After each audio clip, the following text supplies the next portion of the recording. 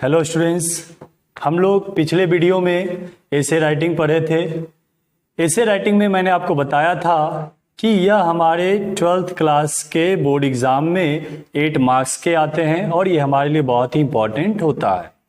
आज मैं आपको 12th क्लास इंग्लिश बुक जिसका नाम रेनबो पार्ट 2 है, उसी का चैप्टर 5 मीन्स लेसन 5 पढ़ाने वाला हूँ।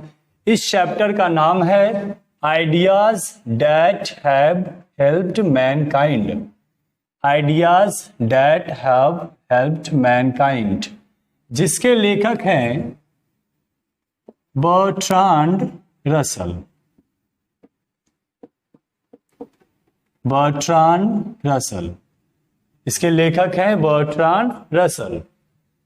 आज मैं इस वीडियो में आपको बर्ट्रांड रसल के बारे में डिटेल से बताऊंगा, जो कि आपको फाइनल एग्जाम में ऑब्जेक्टिव टाइप्स क्वेश्चंस में आ सकते हैं कि इनका date of birth, date of death, या फिर जन्म कहाँ हुआ, मृत्यु कहाँ हुई, या फिर प्रोफेशन, मतलब कुछ भी ऑब्जेक्टिव टाइप्स क्वेश्चंस में पूछे जा सकते हैं।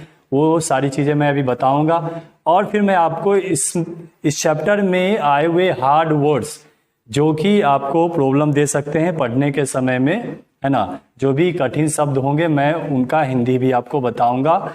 English to English plus Hindi बताऊंगा, ठीक है। इंग्लिश जो वर्ड होंगे उसका और दूसरा इंग्लिश क्या हो सकता है वो, और साथ में हिंदी भी बताऊंगा।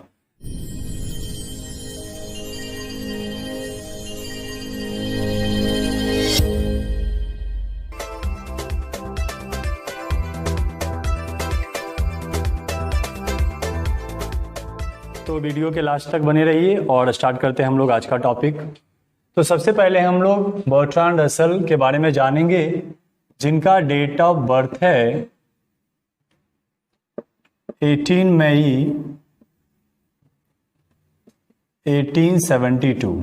18 मई 1872 में इनका जन्म हुआ था।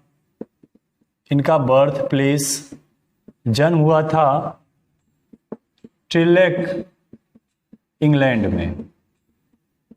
ट्रिलेक एक प्लेस है इंग्लैंड में, यहीं पे इनका जन्म हुआ था। इनका डेट ऑफ डेथ है 2 फरवरी 1970। 2 फरवरी 1970 में इनका डेथ हुआ था। डेथ प्लेस है वेल्स, इंग्लैंड। जन्म भी इंग्लैंड में हुआ है, डेथ भी इंग्लैंड में हुआ है। हालांकि आपको एग्जामिनेशंस में जब पूछे जाएंगे where did Bertrand Russell die, तो आपको 4 ऑप्शन दिए जाएंगे, तो वो चारों ऑप्शंस आपके जो है वो कंट्रीज नेम होंगे। तो आपको टिक मारना है इंग्लैंड, चाहे वो बर्थ का हो चाहे डेथ का हो। मैंने आपको एक प्लेस भी बता दिया है, वो जो सिटी है जहाँ पे उनका जन्म हुआ है वो भी मैंने आपको यहाँ बता दिया है। अगर सिटी पूछा जाए तो वो आप आंसर कर सकते हैं, जो कि मैंने आपको यहाँ पे लिख दिया है। इनका प्रोफेशन या एक फिलोसफर, हिस्टोरियन, मैथमेटिशियन, राइटर। यह फिलोसफर, हिस्टोरियन, मैथमेटिशियन, राइटर के रूप में कार्य कर चुके हैं। फिलोसफर मीन्स होता है दार्शनिक, हिस्टोरियन मीन्स इतिहासकार, मैथमेटिशियन मीन्स गणितज्ञ, और राइटर तो ये खैर थे ही, और बहुत ही उम्दे किस्म के ये राइटर थे। आप समझिए इस प्रकार से कि इन्हें नोबेल प्राइज तक मिला है। Nobel prize in literature in 1950। Nobel prize in literature in 1950। इन्हें 1950 में नोबेल प्राइज भी मिल चुका है। अब मैं आपको इनके कुछ फेमस बुक्स के बारे में बताऊंगा, जो कि एग्जामिनेशन में ऑब्जेक्टिव टाइप्स क्वेश्चंस में पूछे जा सकते हैं।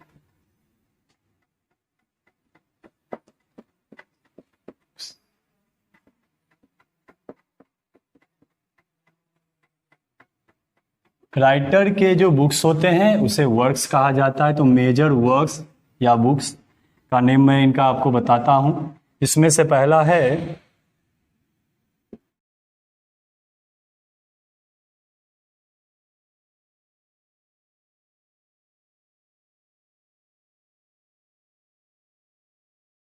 ए हिस्ट्री ऑफ वेस्टर्न फिलॉसफी, दूसरा human knowledge, it's scope and limits,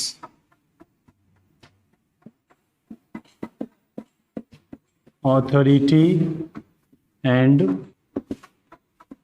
individual, authority and individual, has man effect and fiction, has man effect and fiction,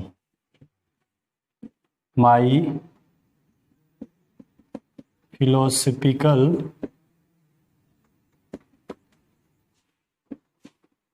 development,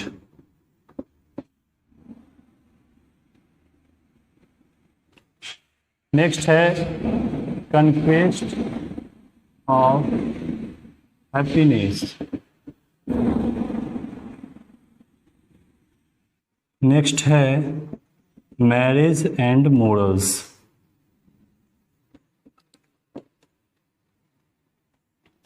next है roads to freedom.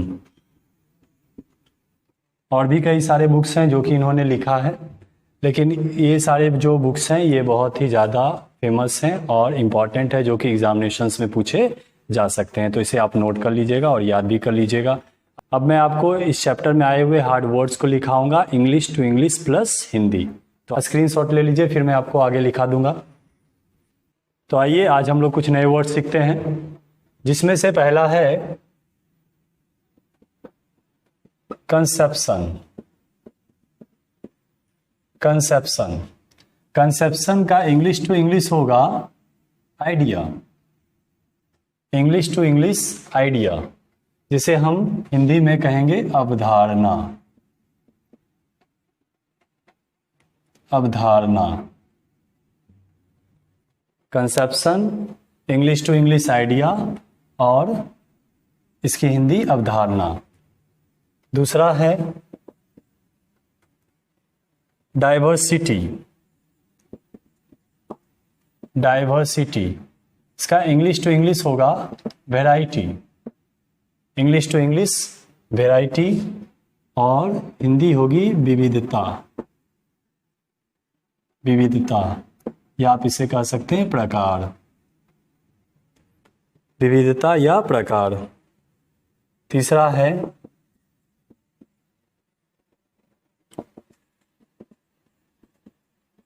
Preliminary.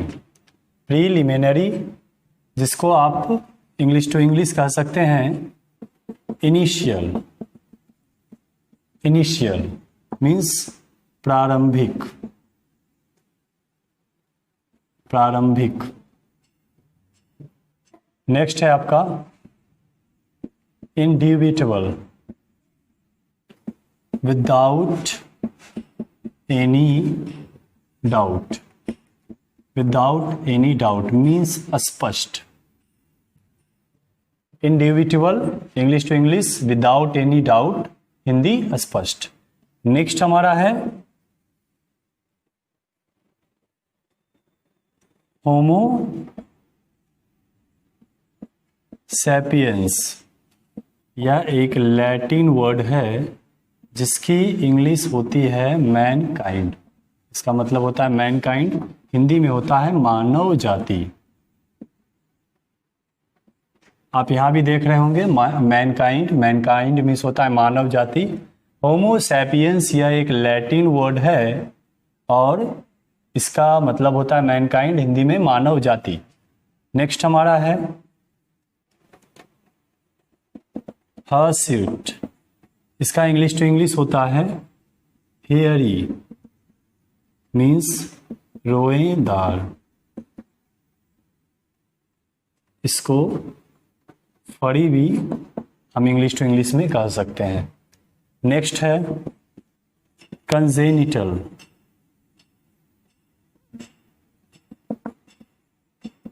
Congenital इसका होता है from birth, English to English from birth, Hindi जन्मजात।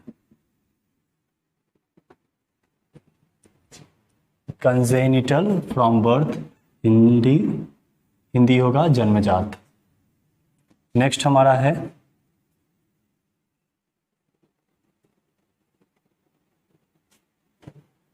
Catastrophe.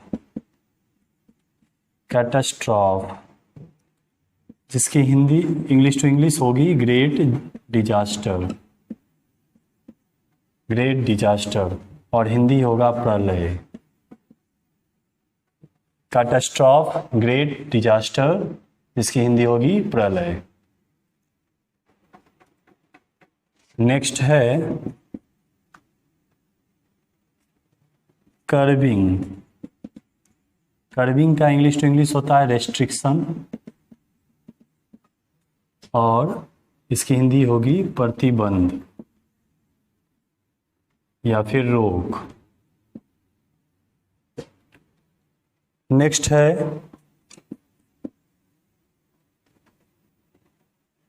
Erudite. इसका English to English होगा intellectuals, means विद्वता।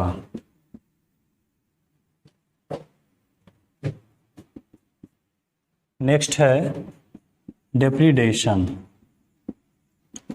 डेप्रीडेशन इसका English to English होता है डिस्ट्रक्शन, जिसकी हिंदी होगी विनाश। ऐसे इसका यूज लूटपाट के लिए भी किया जाता है। तो डिप्रेडेशन जिसका इंग्लिश टू इंग्लिश डिस्ट्रक्शन और हिंदी विनाश, या कभी आप लूटपाट के लिए भी इसका यूज कर सकते हैं। नेक्स्ट हमारा है मल्टीप्लिसिटी। तो मल्टीप्लिसिटी डाइवर्सिटी का ही अर्थ मल्टीप्लिसिटी में हो सकता है।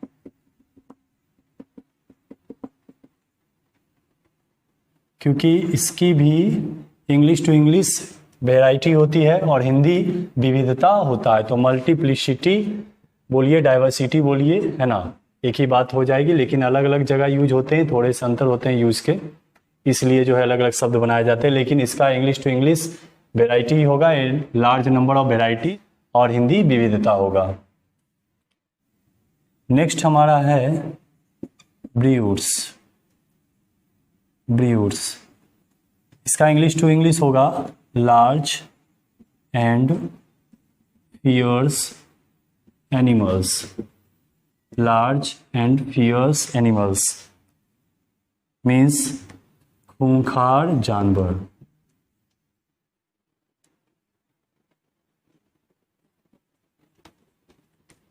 खूंखार जानवर। Breeds large and fierce animals, Hindi खूंखार जानवर। नेक्स्ट है ह्यूमन। इसका इंग्लिश टू इंग्लिश होगा काइंड और हिंदी होगा दयालु। तो इस तरह से देखिए, मैंने आपको कई सारे वर्ड्स जो कि इस चैप्टर में आने वाले हैं उसका इंग्लिश मैंने लिखाया है और इंग्लिश टू इंग्लिश भी आपको करवाया और साथ में उसका हिंदी भी मैंने आपको बताया है। तो आप इस प्रकार से अपने शब्दों को स्ट्रॉन्ग बना सकते हैं, आपके वर्ड पावर बढ़ सकते हैं, है ना, और ज़्यादा से ज़्यादा शब्दों का आपको स्टॉक हो सकता है। अगर आपको इंग्लिश को बेहतर बनाना है तो आपको वर्ड्स का स्टॉक होना चाहिए। तो इन सभी को आप लिख लीजिए और लिखकर याद कर लीजिएगा। ऐसा करते हैं, इस वीडियो को यहीं तक रहने देते हैं। अगले वीडियो में जो कि मैं ideas that have helped Mankind का पार्ट 2 वीडियो लाऊंगा, उसमें मैं आपको इस चैप्टर का समराइज करूंगा और अच्छे से आपको समझाऊंगा, बताऊंगा कि इस चैप्टर में आखिर क्या हुआ है। ओके, तो रहने देते हैं इस वीडियो को यहीं तक। Thanks for watching my video and take care.